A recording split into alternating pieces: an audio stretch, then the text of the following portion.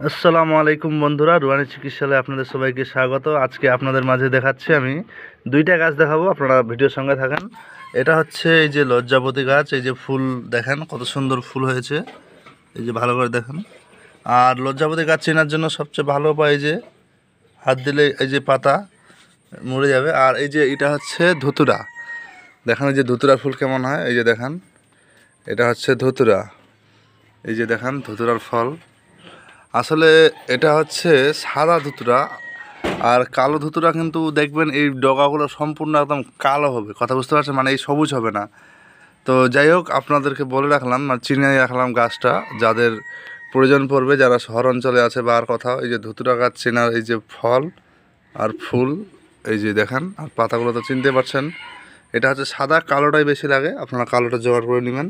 আমি কালোটা পেলে আপনাদের মাঝে ভিডিও করব, সমস্যা নেই। আর এই যে দেখেন এটা হচ্ছে লজ্জাপতি গাছ, খুব অবাক করবে সে দেখুন, এই যে তো যাই হোক, ভালো থাকেন।